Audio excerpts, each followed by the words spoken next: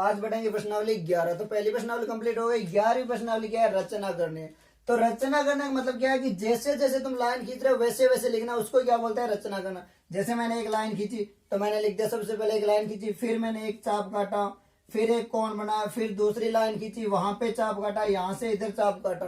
तो जो जो कर रहे हैं उसी को हिंदी में लिखना क्या बोलते हैं, रचना करना। तो रचना करना तो कोई कठिन नहीं, आसानी बात है। जो जैसा कर रहे हो ना वैसे वैसे साथ में लिख लो, या फिर अगर पूरा डायग्राम याद रहता है तो बाद में लिख लो, लेकिन अगर साथ में लिखो तो ज्यादा आसान रहेगा। ठीक है, अब इसमें क्या है कि 11.1 में पहला क्वेश्चन, 7.6 सेंटीमीटर लंबा एक रेखाखंड खींचिए और इसे 5:8 के अनुपात में विभाजित कीजिए, दोनों भागों को मापिए। मतलब एक रेखाखंड खींचना है और उसको 5:8 में विभाजित करना है, माप कर नहीं, प्रकार और पेंसिल की सहायता से। रचना का मतलब यह है कि इसमें स्केल को यूज ही नहीं करना, स्केल सिर्फ लाइन खींचने के लिए यूज करना है, लेकिन मापने के लिए नहीं कि माप के ये दो भागों में विभाजित करना है, ऐसे नहीं। तो जब भी रेखाखंड को विभाजित करना हो ना तो इसके लिए क्या करेंगे, ये एक ही क्वेश्चन है, बाकी सारे 11.1 में क्या त्रिभुज वाले क्वेश्चन है। तो जब रेखाखंड का क्वेश्चन आए ना तब क्या करना है कि जो अनुपात दे रखा है, अनुपात, उसको क्या करेंगे, 5 और 8 कितने में, 13। मतलब मैं जो तीसरी लाइन खींचूंगा उसको क्या करूंगा, जोड़ के इतने भागों में विभाजित करूंगा।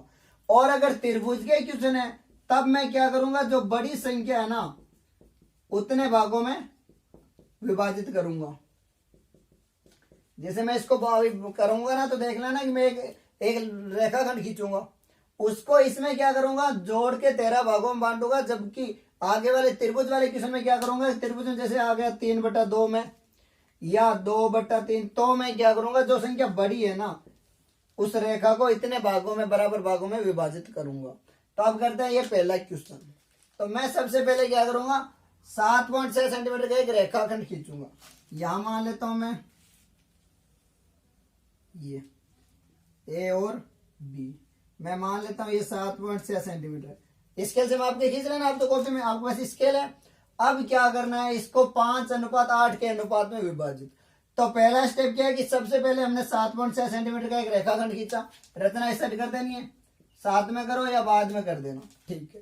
अब इसको अगर 5:8 के अनुपात में विभाजित करना है तो मैं क्या करूंगा, यहां से एक दूसरी रेखा सी खींचूंगा जो यहाँ पे थीटा कोण बनाएगी। ये हमेशा क्या होना चाहिए कि 45 या उसके आसपास होना चाहिए, 90 से कम होना चाहिए, क्योंकि जितना ज्यादा कोण लोगे ना उतनी मुश्किल बनेगा, जितना छोटा कोण लगेगा उतना ही आसान बनेगा डायग्राम, ठीक है, और सही भी बनेगा, गलती नहीं करेगा। तो अब मैं दूसरा स्टेप क्या लिखूंगा कि बिंदु ए से मैंने रेखाखंड ए सी खींचा जो ए बी के साथ थीटा कोण बनाती है। अब क्या कर रहा हूं, अब पहला स्टेप हो गया ए बी का, दूसरा ए सी, तीसरा मैं क्या कर रहा हूं कि अब ए सी को मैं 13 बराबर भागों में बांट रहा हूं। बस यही चेंज है कि जब रेखाखंड होगा तो इनको जोड़ना है, और बाकी त्रिभुज वाले क्वेश्चन में क्या करना है, बड़ी संख्या। जैसे त्रिभुज में अगर 5:8 है तो मैं क्या करूंगा, 8 भागों में, और अगर 8:5 है तो मैं बड़ी वाली संख्या लूंगा। आंसर नहीं देखना, सिर्फ बड़ी वाली संख्या में बांटना है। अब मैं इसके 13 बराबर टुकड़ा कर लेता हूं, 1 2 3 4 5 6 7 10 11 12 13, मतलब यहां मान लेता हूं मैं, ये चाहिए, यहां पे हो गया। अब क्या करना है, अब सबसे पहले 5:8 करना है ना, तो मैं 13 वाली लाइन को किससे मिलाऊंगा, 20 से।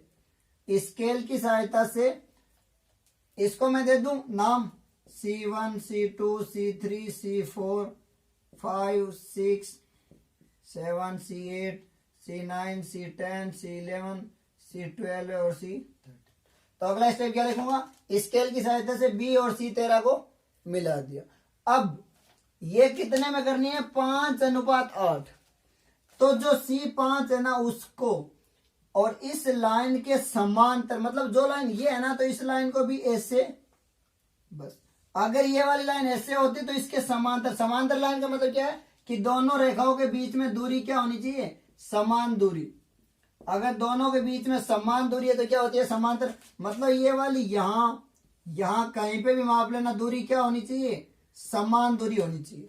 ये क्या होती है, समांतर रेखा। अब मैं क्या करूंगा, C5 से इसको यहां मिलाऊं और जहां पे ये कट कर रहे हैं उसको बिंदु क्या दे दूं, उसको दे दूं बिंदु डी, क्या दे दूं, डी। बस अब क्या है, अब है ए डी अनुपात डी बी कितना है, 5:8। बस इतना सा क्वेश्चन है। तो क्या करना है, जब भी ऐसी रेखाखंड हो तो क्या करना है, सबसे पहले लाइन खींचनी, कितनी खींचनी है, जितना दे रखा है उतने। फिर एक तीसरी लाइन खींचनी है जो इसके साथ न्यून कोण बना रही हो, मतलब जितना कम कोण लोगे ना उतना डायग्राम सही बनेगा। फिर जितने ये अनुपात है ना दोनों को जोड़ के उतने भागों में बांट लिया, तो 5 और 8 कितने होते हैं, 13। तो मैंने इस ए सी को 13 बराबर भागों में बांट लिया। अब जो लास्ट वाला बिंदु है उसको कहां मिला रहा हूं, बी से।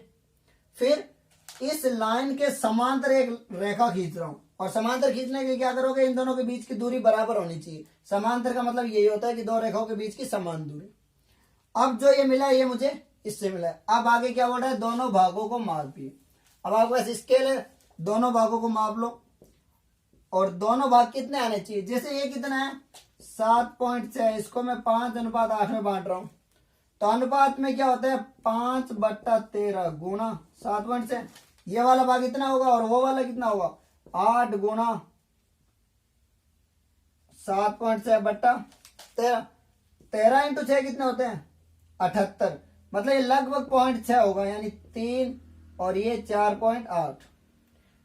तो ये 3 से थोड़ा कम, यानी ये लगभग 2.9 होगा और ये लगभग 4.7 होगा। माप लेना चाहिए। अगर ये 7.8 होता ना तो पूरा पूरा भाग चला जाता, तब ये कितना होता 3 और ये हो जाता 4.8। तो मैं लगभग एक कम कर रहा हूँ। हाँ हो सकता है ये 8-9 आ जाए और यहाँ पे 7-8 आ जाए, बस इतना सा फर्क रहेगा। अब रचना क्या करनी है, जो जो जैसे खींच रहे हो वैसे लिखना है। तो रचना का पहला स्टेप क्या लिखूंगा, सबसे पहले मैंने रेखाखंड ए बी खींचा 7.6 सेंटीमीटर। फिर मैंने बिंदु ए से एक अन्य रेखाखंड ए सी खींचा जो बिंदु ए बी के साथ न्यून कोण बनाता हूं। ठीक है, तीसरा स्टेप, ए सी को 13 बराबर भागों में विभाजित किया, हो गया। फिर चौथा क्या किया था, चौथा स्टेप ये लिखेंगे कि C13 को स्केल की सहायता से बी से मिलाया। और पांचवा स्टेप क्या लिखूंगा, C5 को, तो C5 को रेखा C13B के समांतर, बस ये नाम लिखना है समांतर। C5 से या C5 से लिख लो, C5 से रेखा C13B के समांतर एक रेखा खींची, जो रेखाखंड ए बी को बिंदु डी पर प्रतिच्छेद करता है। बस, और अब क्या लिखोगे, बिंदु डी है जो रेखाखंड ए बी को, लास्ट स्टेप क्या लिखेंगे, बिंदु डी है जो रेखा ए बी को 5:8 के अनुपात में विभाजित करता है। इतना सा लिखना। तो जब भी रेखा, ये क्वेश्चन है, ये एक ही क्वेश्चन है, बाकी सारे त्रिभुज है। त्रिभुज वाले में क्या करेंगे, जो ये लाइन में पहले बता रहा था ना शुरू में, मैं इस लाइन की बात कर रहा था, इसमें क्या करूंगा, जो बड़ी संख्या उतने भागों में, बस इसमें ये गलती मत कर देना कि इसको 8 बराबर भागों में काट लो।